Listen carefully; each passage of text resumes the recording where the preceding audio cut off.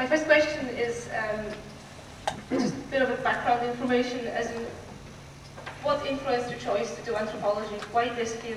And hi, by the way, nice to meet you all. I grew up in South Africa on the white side of a very stark racial divide.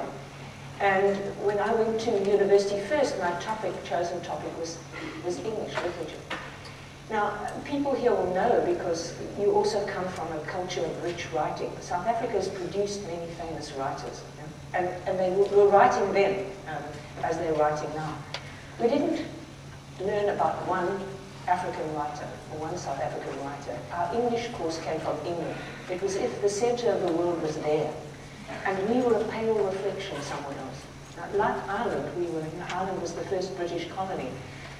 When you grow up as a colonial person, you're always partially displaced from the center.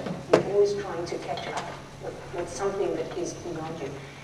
Anthropology was the only class I took where there was a sense that Africa had something to tell the world, and that the world that we lived in, the people, in fact, who were cleaning the buildings because no black people were allowed into the university, the people who made up the culture around us, were just, their culture didn't exist. But for anthropology, it was something that had value in its own right. And I think that was one of the most significant things, that suddenly you realized that the periphery could also be a center, and that the world around you had meaning in its own terms, and that actually for them, the north was the periphery.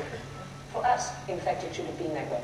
So it was a sense of relevance. It was also that anthropology was interested in not only the large structures of people's worlds, how had a colonial society been made that had put us in this position, but they were interested in the experience, the everyday lived world of people. Religious facts, what people ate, and it was all meaningful. It wasn't just high culture with a big C, but it was things like the way people dressed, what they ate, how we're sitting now. This is a kind of formal ritual that is so much more than is on the surface. There is structure in what is going on here. So meanings are not always obvious.